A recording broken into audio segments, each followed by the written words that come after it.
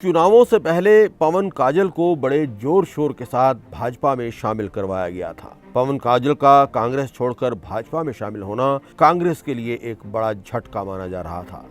लेकिन वही पवन काजल आज गुस्से में है। अपने साथ हुई ज्यादती के लिए सीधे राष्ट्रीय अध्यक्ष जेपी नड्डा को पत्र लिख रहे हैं। अपनी इस चिट्ठी में उन्होंने आरोप लगाया है कि चुनाव अभियान के दौरान स्थानीय भाजपाइयों ने बिल्कुल भी उन्हें सपोर्ट नहीं किया। अपनी इस चिट्ठी में उन्होंने सीएम जयराम ठाकुर के करीबी मनीष शर्मा, पूर्व विधायक संजय चौधरी और जिला परिषद के चेयरमैन रमेश बराड़ पर गंभीर आरोप लगाए हैं।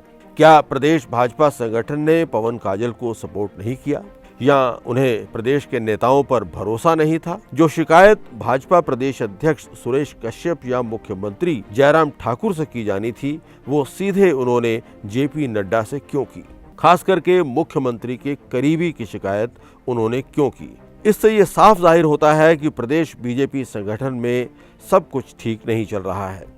यही वजह है कि अब दिल्ली दरबार के दरवाजे खटखटाए जा रहे हैं। पवन काजल ने नड्डा को लिखे पत्र में जीत का भरोसा जरूर दिलवाया है, लेकिन साथ ही साथ उन्होंने भीतर घात के डर को भी जाहिर किया है। इसे लेकर जब पवन काजल से बात की गई तो उन्होंने बताया कि जेपी नड्डा उनके पास है, इसलिए उन्होंने राष्ट्रीय अध्यक्ष को सीधे शिकायत की है।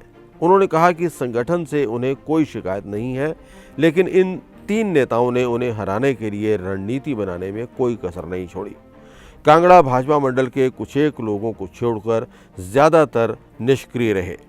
वहीं पवन काजल के आरोपों पर मनीष शर्मा का कहना है कि उन पर लगाए गए सभी आरोप झूठे और निराधार हैं। पवन काजल ये साबित करके दिखाएं कि उन्होंने किसी एक भी प्रधान को 20 लाख रुपए दिए हैं। उन्होंने कोई भी काम पार्टी के खिलाफ नहीं किया है। और अब नजर दौड़ा लेते हैं उन शिकायतों पर जो जेपी नड्डा को लिखे पत्र में पवन काजल ने की हैं।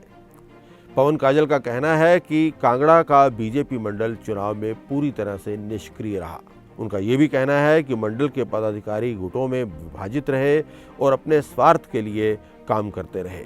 काजल के अनुसार मनीष शर्मा बीते 5 वर्षों से कांगड़ा में निरंकुश होकर काम कर रहे थे और यही वजह थी कि वो उनसे खार खाए हुए थे। उन्होंने ये भी कहा कि मनीष शर्मा ने उन्हें हराने के लिए तन, मन और धन से काम किया। उनका सबसे बड़ा आरोप ये था कि मनीष ने पंचायत प्रधानों को 20-22 लाख का प्रलोभन देकर उन्हें हराने की साजिश रची। कांगड़ा के अलावा नगरोटा, बागवा और ज्वालामुखी में भी बीजेपी प्रत्याशियों के खिलाफ काम करने का आरोप उन्होंने मनीष शर्मा पर लगाया। उन्होंने ये आरोप भी लगाया कि कांगड़ा में कांग्रेस उम्मीदवार की पूरी आर्थिक मदद मनीष शर्मा ने की थी। पवन काजल ने यह भी आरोप लगाया कि रमेश बराड़ ने कांगड़ा बीजेपी मंडल को धन बल से अपनी मुट्ठी में रखा, इसलिए ये मंडल भी निष्क्रिय रहा और उनके मदद को बिल्कुल भी नहीं आया। पवन काजल का यह आरोप भी था कि संजय चौधरी पूरे चुनाव के दौरान घर से बाहर नहीं निकले और अपने घर में बैठे ही वो उन्हें हराने की रणनीति बनाने में जुटे रहे। हालांकि इन आरोपों का इन तीनों नेताओं ने जोरदार खंडन किया है। जिला परिषद चेयरमैन और जिला महामंत्री रमेश बराड़ ने कहा है कि पवन काजल गलत बोल रहे हैं, उन्होंने ऐसा कुछ नहीं किया। उन्होंने कहा कि वो पार्टी के सच्चे सिपाही हैं और हमेशा संगठन की बेहतरी के लिए काम उन्होंने किया है और आगे भी करते रहे हैं। वहीं पूर्व विधायक और बीजेपी प्रदेश कार्यकारिणी के सदस्य संजय चौधरी का कहना है कि काजल के आरोप मनगढ़ंत हैं।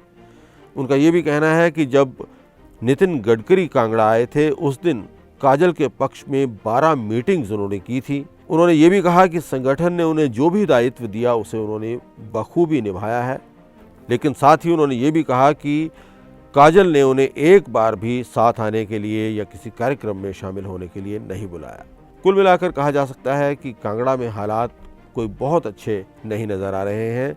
यहाँ तक कि प्रधानमंत्री नरेंद्र मोदी भी अपनी जनसभाओं में भीतर घात के डर को जाहिर कर चुके हैं। तभी तो प्रधानमंत्री ने बार बार ये कहा था कि वोट प्रत्याशी को देखकर न दें, बल्कि कमल के फूल को देखकर वोट दें और कमल के फूल के ऊपर ही मोहर लगाएं।